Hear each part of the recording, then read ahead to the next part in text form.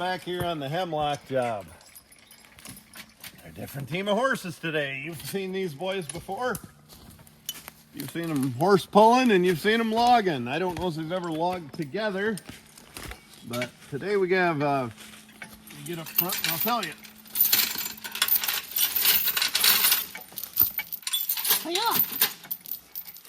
Today we have Billy Wayne, who doesn't like flies, and baby Elvis, whose halter's on funny. The bridle's on funny. There we go. They've had some time off. Elvis had a front foot that was kind of funny to work with. We had to wait on a shoeing appointment and we got him fixed up. He was on his sole bad enough. He was kind of lame on it. Billy Wayne had a shoe off also, but it wasn't near the problem. He just nailed it back on and we were good. They've had a little time off and they're just a different team than the other team. And they feel good. And they're driving good and stepping right off. Kind of nice to drive a team that steps right off. I realized I was kind of letting that other team get away with being a bit pokey. You tend to when they work hard, you know. Most hard-working men don't mess around and ram all the time. They work at a nice, even pace. And you'll find the same with horses. Switching out my choker, and I'll tell you why.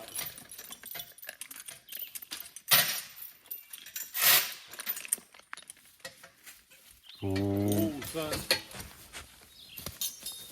Again, we have the horses facing away from the landing, so they're not going to get in much trouble. This choker here has a rod on the end, and I can stick that under the log and grab it easier than the other one that just ends with a chain. You'd think I'd have a choker hook, but I've forgotten that for a month straight. We also forgot to put air in the tire this morning.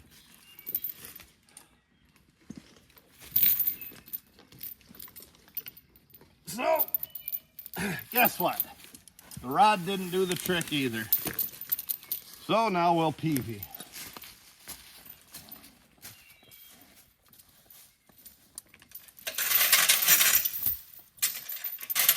Hey Nick, guess what? What? Chicken butt. Oh.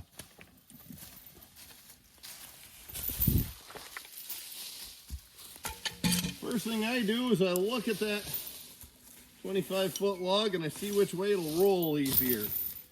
Pretty sure it'll roll toward me a little easier. So a little downhill and it's off those roots. Take my choker. When I hook a choker, I always put what we call the meat end forward and the open end toward the back. If you skid like this, with that going forward, you'll open those up. And it just becomes a major pain once those are opened up.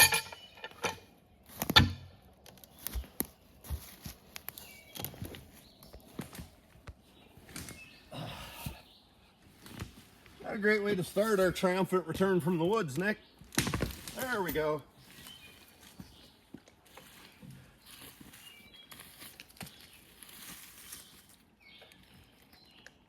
It's here somewhere.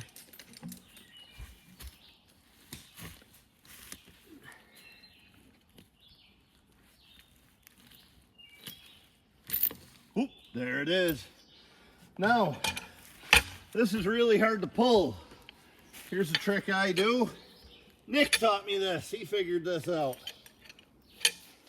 Put the point of your peavy right in there. The other end in the ground, or better yet, right on that rut, and use it like a lever.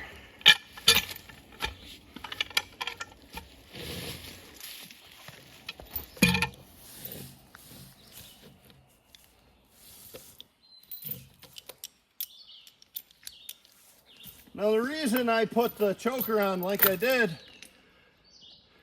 I wanted to roll this way and away from these tree roots and not get stuck in those tree roots. So I put just the slightest roll on there.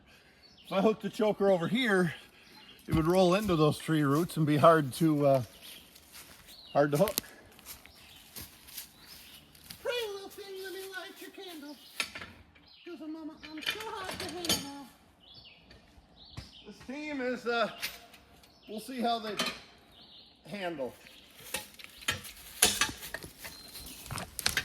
What I'm saying is it might not be the best. We've had quite a bit of time off from logging.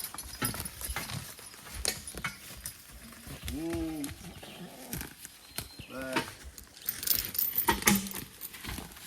Whoa. Whoa. Whoa. Gee. Whoa, whoa. Back. I lied. They handled like a dream. Whoa.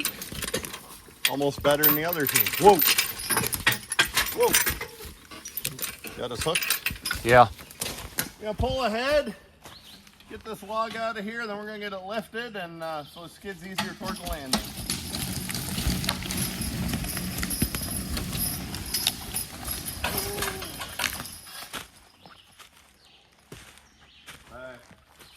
Billy Wayne might be a new horse, but I'm gonna tell you, Nick, can you fix that with one hand and run the camera with the other?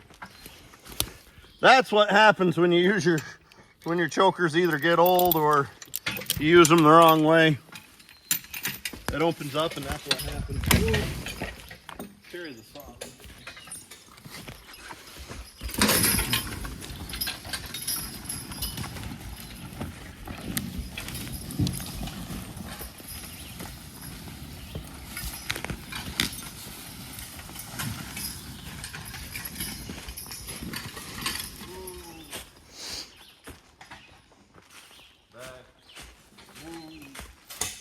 Yeah, Billy Wayne, I said, is kind of new to us.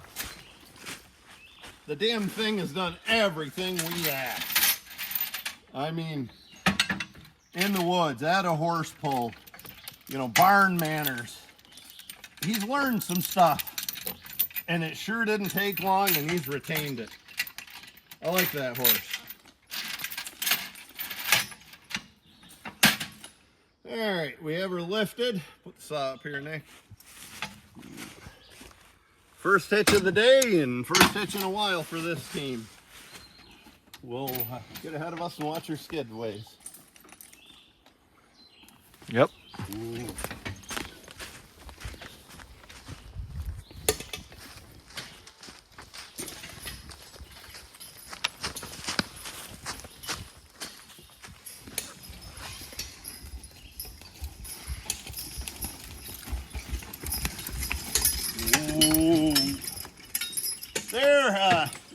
They're a little on the bit and a little rammy. They want to pull, and it's awesome. You know, I've got to pay attention. That's the only thing. And this is the first hitch of the day. Guarantee every hitch here out they'll be a little easier. And I don't think they're going to lose their edge. They're a spry team. But that's what we're dealing with. And I like a horse that's on the iron. Neither one of them are bad. They're prompt, I would say. Well, you want to ride with us to get some more footage out ahead, Nick? Sure. You might not want to. Yeah. Whatever you want. It ain't that bad.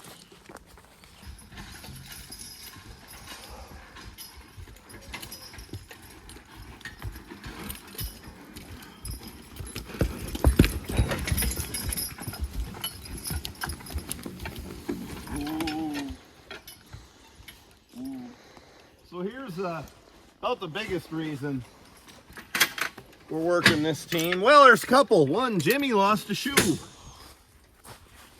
It's inevitable. It's time for him to be reset. They both need it, Jim and Zodi both. And another thing is, we got a horse pull coming up about a week and a half or less. This team needs to get in shape.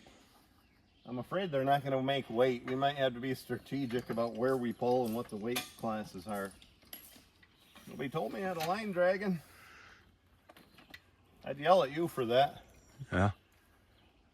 If you want to go back in the video a minute, when I had a hard time getting that choker under, fresh off from horse progress days, and one of the more popular things there was the set of log tongs. And everybody agreed they're not all good. but they are very useful when you find a good set, and that would have been a ideal spot to use a set of tongs. I would have used them if I had them with me. I don't have a good set. I borrow a set from my buddy Andy Herzog. Well, Nick, catch us out front or wherever you want, and we'll head toward landing, and then you can ride.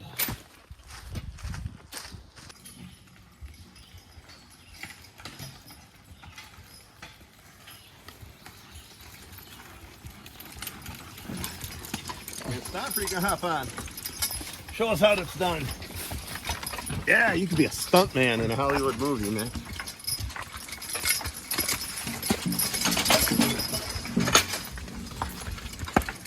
Well, just mentioned we're fresh off from Horse Progress Days. Great event. Really enjoyed it. Very well organized event. I want to give the organizers some credit on that. There was a lot of people through there. I said it was like Amish Woodstock, but without all the catastrophes. You know, the food was on time and good and plenty of it. Everybody had water that was free and water bottles. You know, no trouble making change at the gates. We moved through the gates quickly. Garbage was taken care of. The bathrooms were there and clean. Very well organized event. And I'll tell you, that's no small feat. I can't wait to hear the numbers as to how many people went through the gate. And the people through the gate, there were some awful good ones. We reacquainted some old friends. Jason Rutledge, Tom Jenkins. I'm sure I'm thinking of more. Made some new friends. Jim Gordon, Ben Burgess, Matt Steele from the Draft Horse Journal. Just really thoroughly enjoyed the event. And we met a lot of new people, and I'm gonna murder everybody's name. And I don't remember everybody's name. I remember Chuck Porter. Had a great time hanging out with you, Chuck. Stop and see us when you're in the area. A guy from Jim Thorpe, Pennsylvania, who I thoroughly enjoyed, and I apologize, I can't remember your name. Oh my gosh, thoroughly enjoyed him. Mr. Kersey from Western Pennsylvania, right between Erie and Pittsburgh. We met folks from as far away as North Dakota, Germany, France, Iowa, all over the east, up and down Maine, as far north as Maine and south as Florida. Just a great bunch of people. Enjoyed everybody. I do want to give a shout out to Butch, and I can't remember the couple's name. Great couple that was with Butch. Butch wanted to be there, but he's not able to, and Butch does a lot of this kind of stuff with horses, and he's not able to right now. And want to give a shout out to Butch. Appreciate you watching. Appreciate your nice words you sent along with the folks. Appreciate the nice words from everybody, and everybody that bought merchandise I appreciate. And we're gonna, when we get home today, we're gonna get that stuff mailed right out. Well, that was our fun. 4 days off. No, 3 days off. 2 days for Horse Progress and a day for no, Thursday was 4th of July and we shod horses. We've had a lot of days off. 4. 2 of them were Horse Progress days, and we had a Sunday. We're back logging today. Show the horses. Got our double spreaders on there doing the job. Sold a lot of sets of those. I know one guy had a little difficult time. He had biothane lines, and they didn't work quite as well as he'd like. And also, I really do think those cross lines were short. Show the horses again. The cross lines, you see how ours hit them about the hip. That's where I like the cross lines to hit. I believe those are probably a 7-foot cross line, which is what I like unless you have huge horses. Probably even then I like a 7-foot. At least maybe if Ben could try to move the buckle back. A lot of experimentation though. I think you'll get to like those spreaders. Once I get them mailed out and sent to you. He actually used the set that I have here today that I use. Well, boss fans on the landing. Better look like we're working, Nick. Yeah. 25-foot hemlock's what we're cutting. Better lifted good. This is how we unlift it. This is how we release.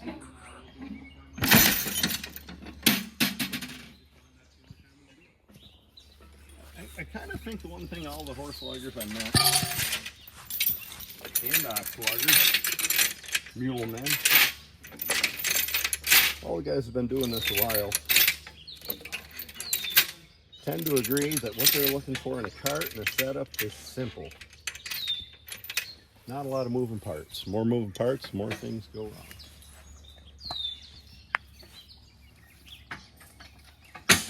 Whoa.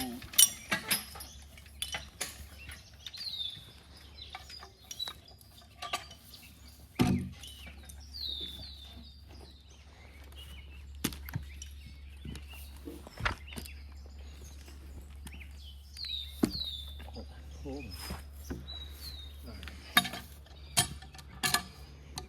Get the grip down low enough like I always talk about.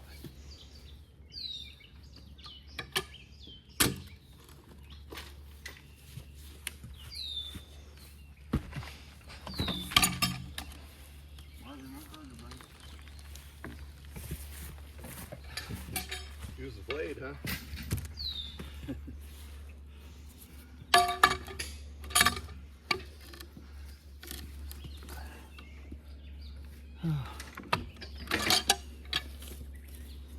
What are you thinking? I'm just going to take the real PV and slide. Can't do that with a cant hook.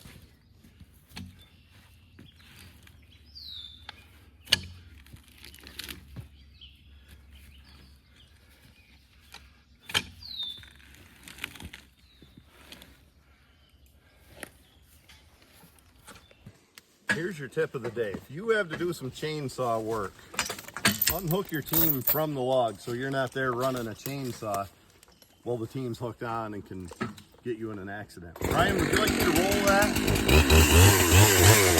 Do what you gotta do. Good. Tip of the day with hemlock and softwood, roll the log up. Put a hitch on it, put a rolling hitch like we showed before, and roll it up. That way you can see the limbs that are underneath. Whoa. Whoa.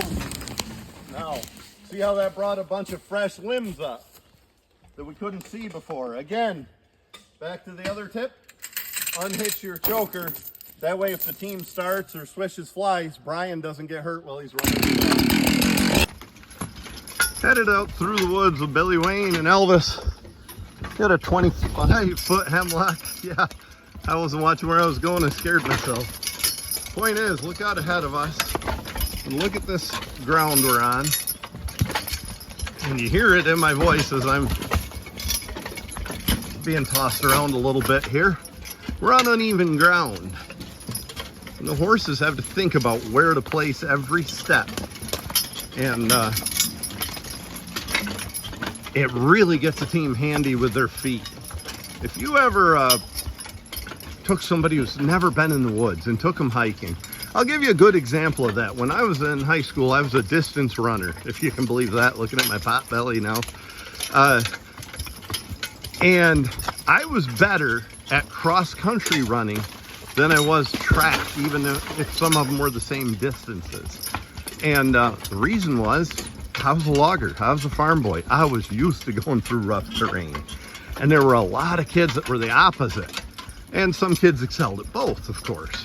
But, and that's how it is with horses. I've seen good teams of horses who just never learned to use their feet, and they were very clumsy in the woods. And it's a gradual process. When you get them back in the woods and you get them doing it more and more, they get better and better. And you'll see the same thing with people. You take a person that has never been hiking or walked through the woods or worked in the woods or rough ground, they have a hard time with it, even if they're in really good shape. They might be a 5K runner, but that's a lot different than walking on rough ground. And that's what I see as a real benefit to logging with horses, is how they place their feet down there. As far as that goes, yeah, see, I talk so much, I can't think what I was going to say.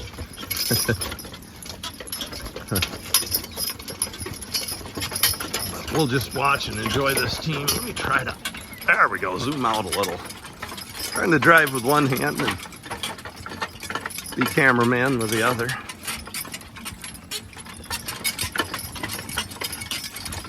Yeah, here's what I was going to say that I forgot about. I believe working a team in the woods or on the farm, had a bug bite I had to itch, that's why the camera went out of focus. Working a team on the woods or in the farm or something like that exercises every muscle. You get a more complete, more fit horse. Whoa. Good boys. Whoa. By working a team. Every muscle that balances against each other. Core muscles, whatever you want to call them. I'm not a fitness expert. But I do know that every muscle is worked. I know the ESPN commentator and former football player for the Giants and the Eagles, Mike Golick. His dad used to tell him when he'd hit the weight room an awful lot, his dad would say, you can't take the bench press on the field.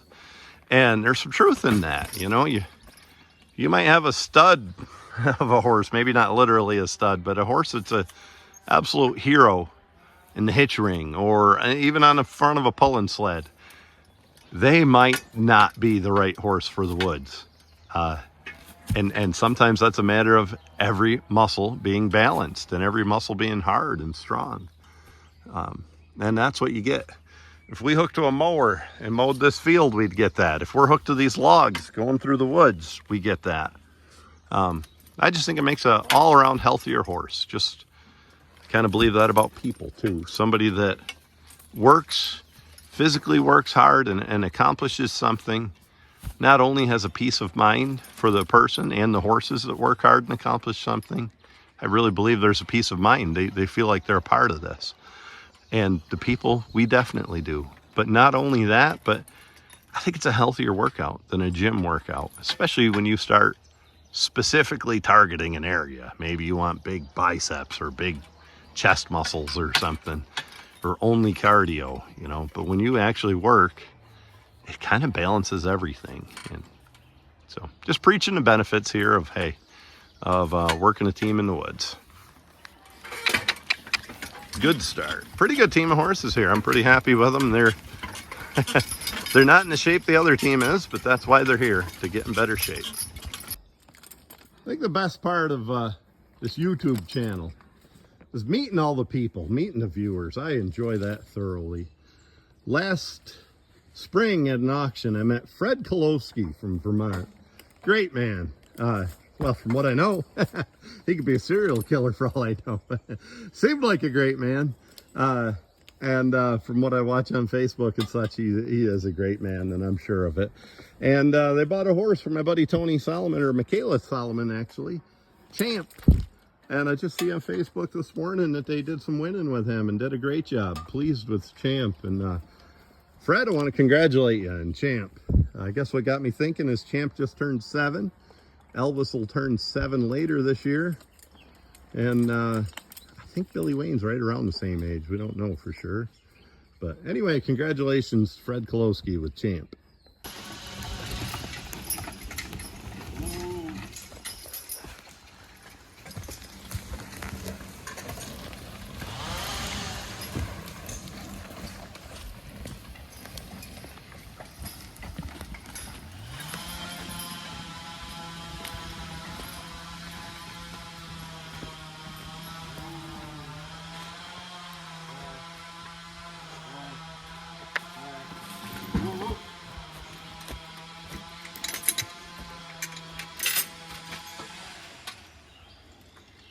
Go right ahead and I'll stop just before the mud hole.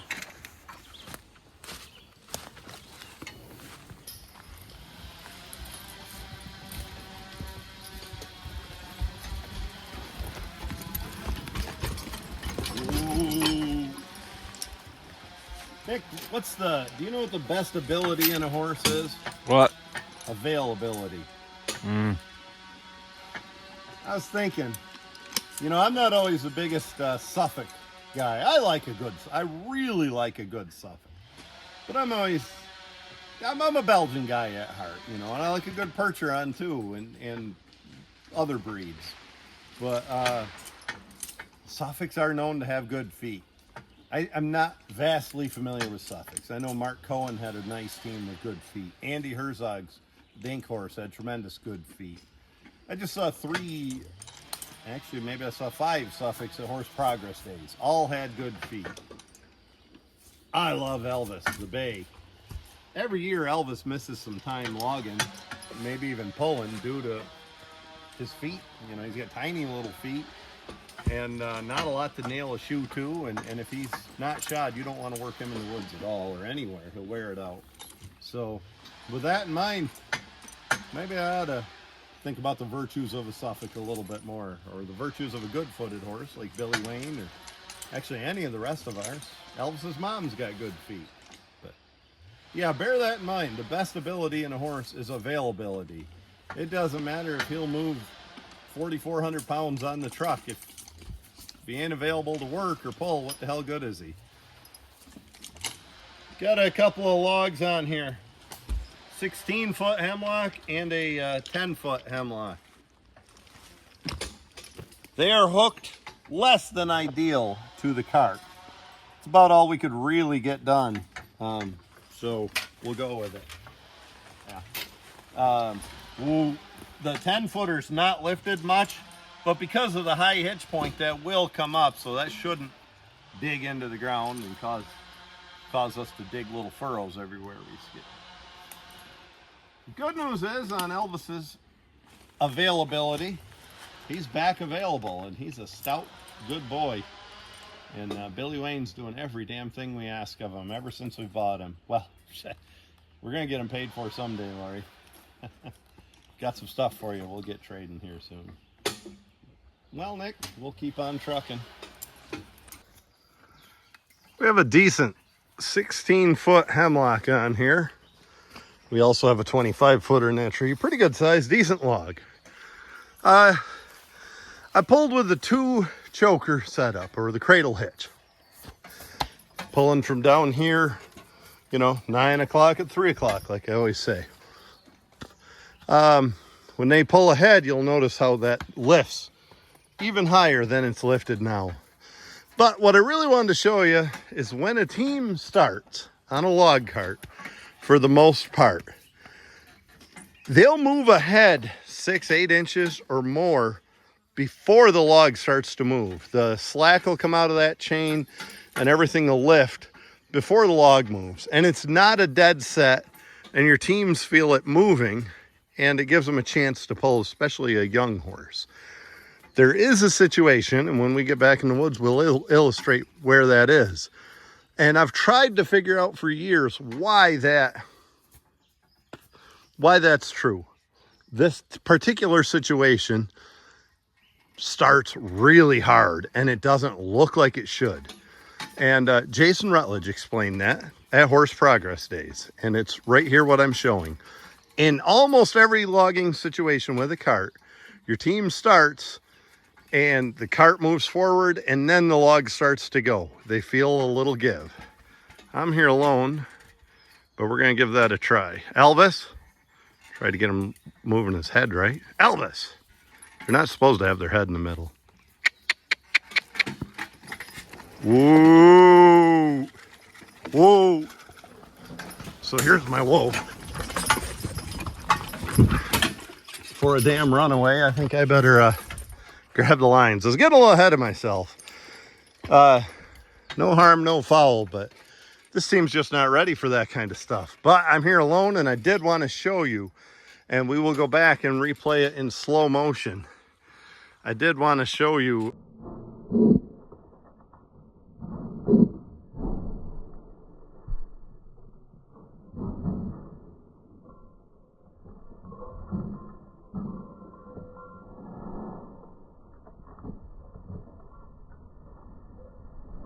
how that team started and went ahead before the log started, which is not a dead set. So actually, coincidentally, where we stopped is not a bad place to put this log. It'll get in here and the log truck and roll, load from both sides. I guess the second lesson in that, don't try nonsense before you're ready. This seems stout enough. That's a good sized log, but not huge. You know, if I didn't catch up here in a couple of good steps and grab those lines that were where I could reach them, we could have had a runaway there. So, you know, don't pull that nonsense, especially if it's just a show-off move. And I wasn't trying to do that to show off. I was trying to do that to illustrate a point. Anyway, we're going to unhitch and go back and get another log and show you this point. Show you the one situation where it is a dead set, and that's probably why this starts so hard. And I could never put it into words until Jason did at Horse Progress Days. Keep your fingers out of there, folks.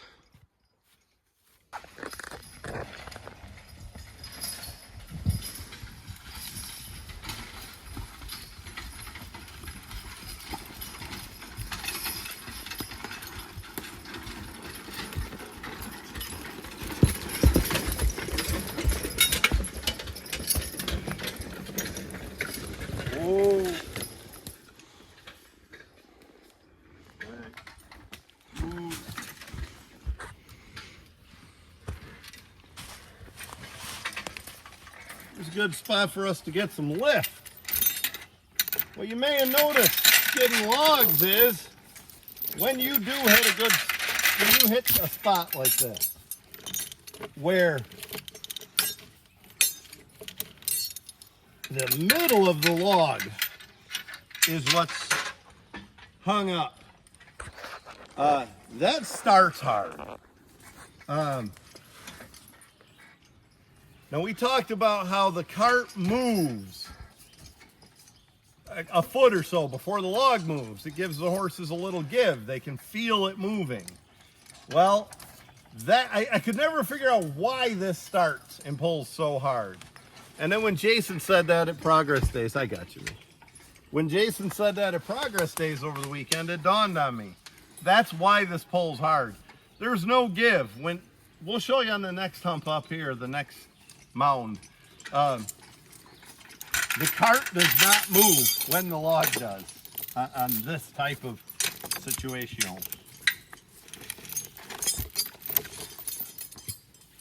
Thus making it start hard. Because any logger could tell you, when you stop with the log in the middle of a pull like this, where the middle of the log, especially tree length, is suspended, boy, that pulls hard.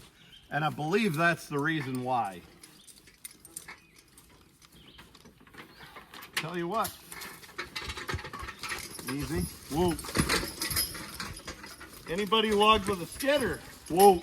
Ha. Ha. Whoa. Back. Whoa. Anybody who logged with a skidder will tell you the same thing. That when you start a hitch of logs like this, they start hard. Now, right now, because this is a fresh hitch, and by fresh I mean I just hooked that chain, right this minute, there probably will be a little give. But I bet you on the next one there won't be much give. Let's try it and see.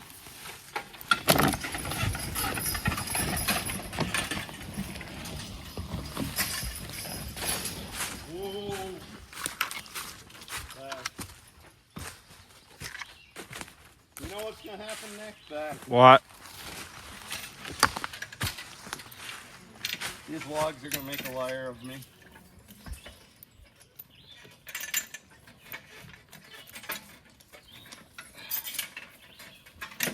I don't think I'm wrong. I just don't think I'm illustrating it well. I think when the middle of the log is there, it is a lot more of a dead set. Your draft is wrong for everything. You know, my actual point of draft on the collar might not change, but your point of draft between the log and the cart definitely does.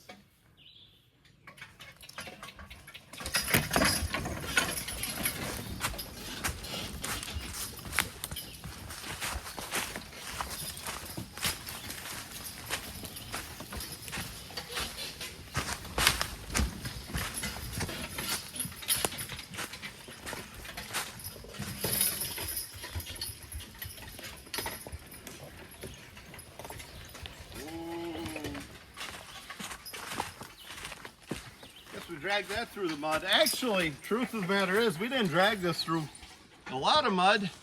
We fell this tree right on the edge of a really wet spot, and it fell right out into that mud. Look at the top of it.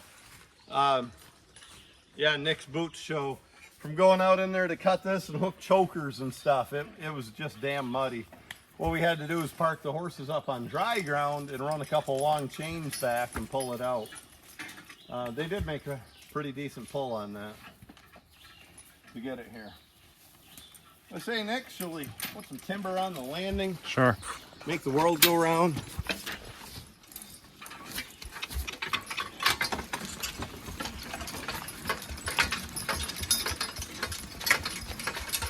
I don't know how many hitches we've done, maybe 5, 6 today. These guys are settling in nice. They're still in pretty darn good shape for having some time off. Of course, my horses go outside every night for exercise. They're in the summer with a fan on them, you know, on these hot days in the barn. Nice and comfy, and then at night they go outside every night, and that's where they sleep and spend the night. In the winter we do the opposite. They're in at night and out during the day, and I swear getting plenty of turnout keeps them about half hard, especially if they were already hard. And it hasn't been that long since they've been logging, especially for a team that was in top shape. But it's less than ideal for horse pulling if you want them good and hard, or it's less than ideal for logging in 90-degree weather. But we're getting by fine. We're cooling them out every hitch with water.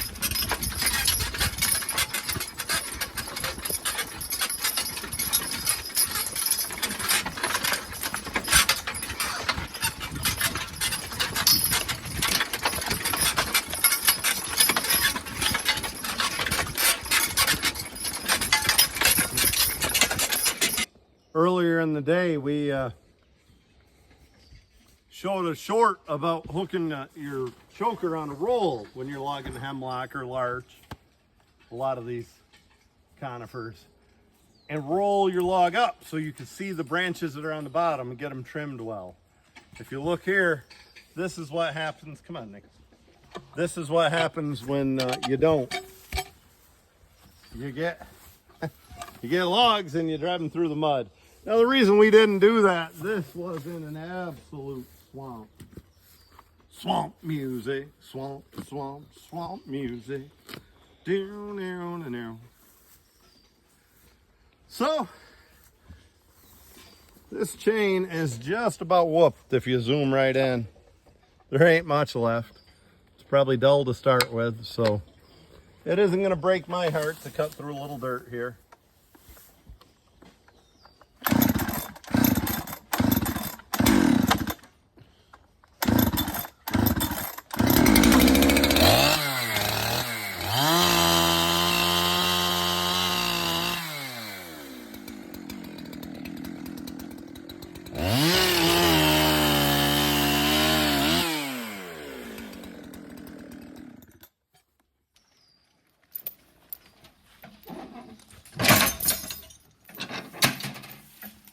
Somebody else who was at Horse Progress Days was very informative. A highly skilled man. Rich Dumond. Appreciate meeting you, Rich, and appreciate you being there. Rich taught some chainsaw skills and sawing skills. Right down to chainsaw maintenance. And he did a great job. And I don't say that about just anybody. But I was real pleased with the job Rich did. I think Rich would cringe to see. Now, I'm not cutting trees today, but I am just cutting these up. And Rich told a story about this.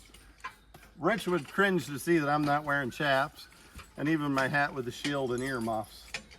Generally, I'm not cutting anything today, but it does only take one time. So, yeah, do as I say, not as I do, folks. Wear your safety gear. Ooh. I'm terrific about wearing a hard hat. And generally I'm terrific about wearing the hard hat with the shield and earmuffs. The chaps I'm not as good as I should be. And about every other aspect of chainsaw safety I feel like I'm up to par on. And try to be as safe as I can. I should wear the chaps or cutting pants, I know.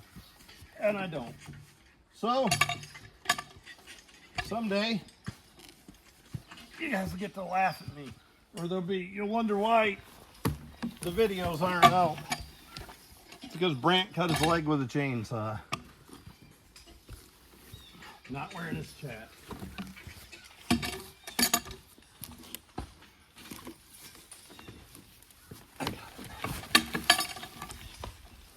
Getting about a truckload here. It takes a lot of this junk to make a truckload. Junk. I say junk. Hardwood loggers get kind of sick of skidding hemlock. We're hard to make happy.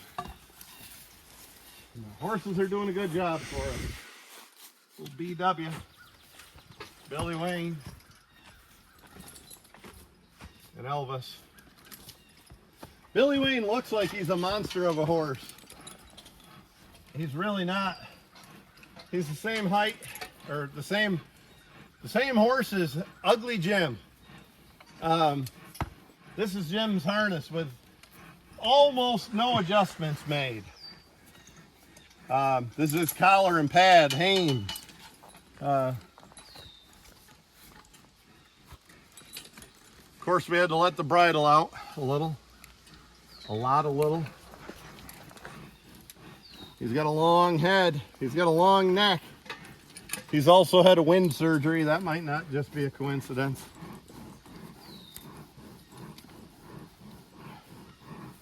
So we had to let the bridle out. Shit, we're short of bridle if we work 2 teams. We could use our go-to-town bridles. And the one other thing I had to do, boy, this horse has a nice long hip here. That should give you some power. If you can film from up above or stand on the cart and do it, Nick. Tail crooper got a little short, so I had to put the snap on here to make it work. I don't need that snap on there with old Jimmy. But really, as much different as they look, they're the same size half. Let's not forsake Elvis. He's doing a good job, as always.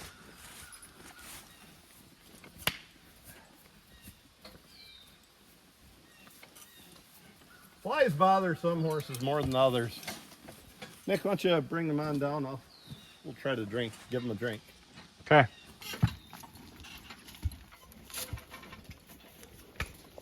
So, offered them a drink. They didn't want it. The other team drinks a lot during the day. Now we're going to dump cool water on their back, on their neck, cool them right off.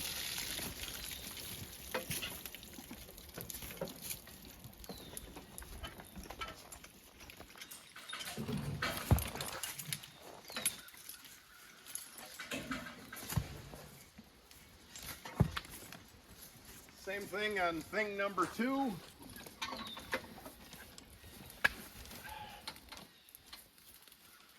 I should get paid for killing flies.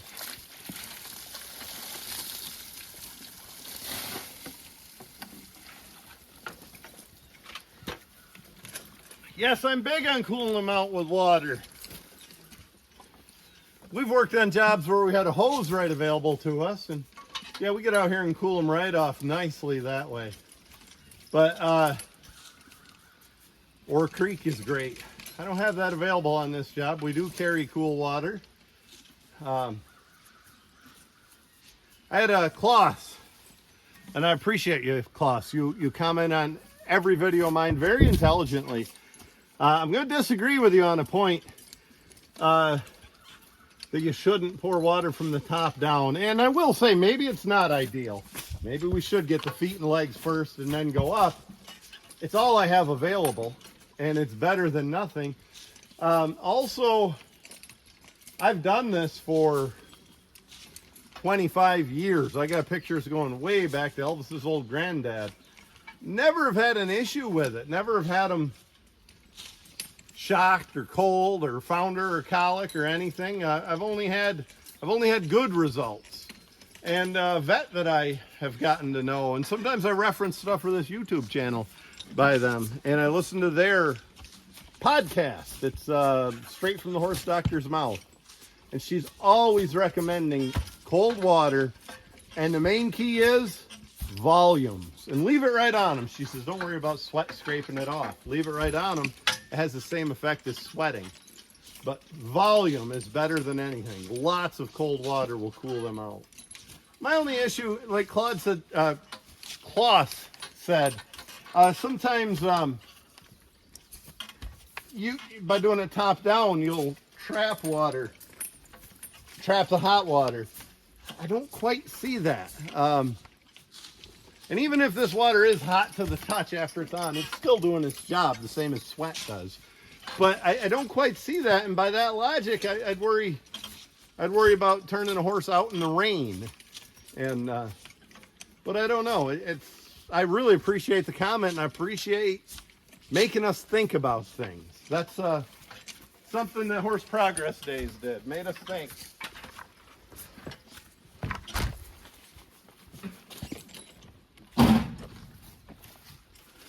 Nick, you know what Dorothy Parker said about horticulture? What?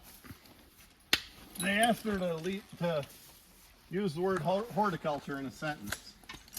You know what she said? What? You can lead a horticulture, but you can't make her think. Huh.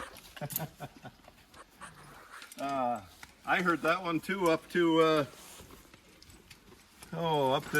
New Hampshire. I can't think of his name right now. Sanborn Mills, the fellow that owns that. Great guy. Told me that when I was up there teaching a course once. Dorothy Parker had lots of wit. Some of it's not fit to be repeated. Some of it's just funny. If the girls at the Yale prom relate end to end, I wouldn't be surprised. But anyway, speaking about teaching us to think, and that's what I said about Klaus introducing new ideas to how to cool your horses off. We had a lot to think about at Horse Progress Days. We had a lot of good minds there, all working together. There were 4 of us that run the D-ring harness. All 4 of us do it a little different with different opinions. And stay right there, Nick.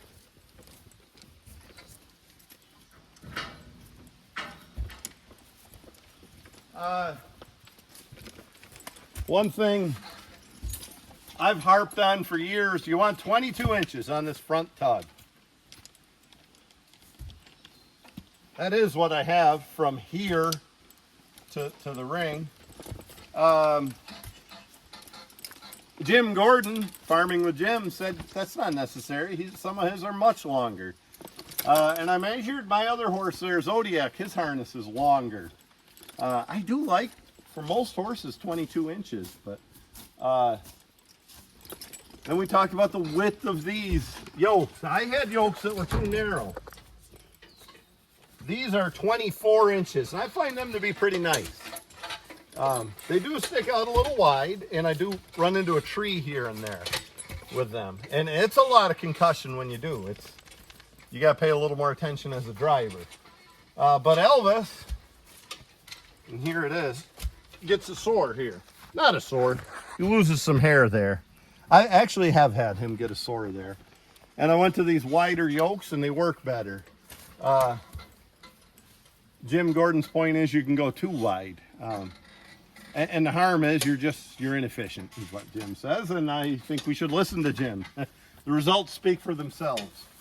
Now, one thing Jim was shocked, I said with a D-ring, I never wear hair off the rear.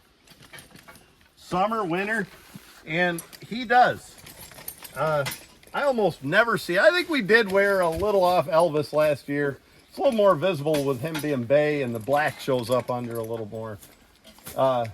I almost never wear hair off the rear with a well-fitted D-ring. This stays kind of loose. Boy, those flies are as big as birds. But Jim doesn't have near as much trouble up here as I tend to. So, I don't know, lots of different opinions. I'll tell you, the four of us that were there that run D-rings, and Rich probably does too, I believe, if I remember right. I don't think Rich was, he stayed more on the chainsaw end of things. And Rich had a lot going on at home too, so he kind of had the buzz. But what an excellent presentation he had. Anyway, the four of us agreed to hook those heel chains tight and get everything fitted so the weight is suspended on the back, not the collar. We all agreed upon that.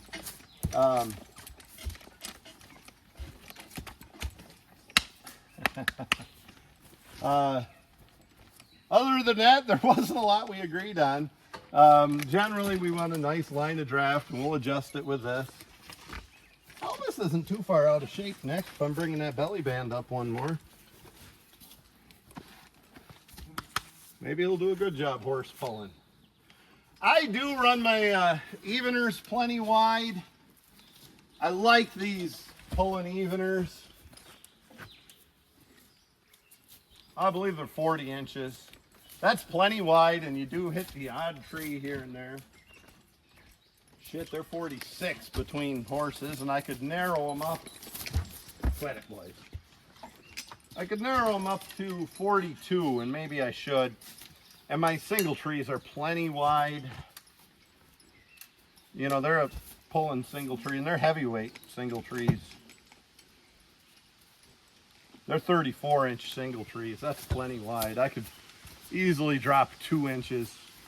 Now, you get a brute like Elvis or Jim that gets down, they do like a little room in there. And I don't like them staying on the tugs. But I do funnel myself past some trees and bark some trees that are unnecessary. There's differences in our carts, and some of them aren't even preferences. Some of them are just, that's what our cart is, and that's what we use. You know. But the point isn't any of that. The point isn't how long this is or how long this is. The point is all these men and ladies think about this stuff. And I was going to get it for you, Elvis. We think about the way things are hitched. We think about the length of things. We think about the horse's comfort. We look at other people and look for a good idea. And to be honest with you, good boy, we don't talk about it, but we look for other people and we look for bad ideas. We look for things that don't work also. Well, generally we don't talk about it. Now, speaking of a good idea, come up here, Nick.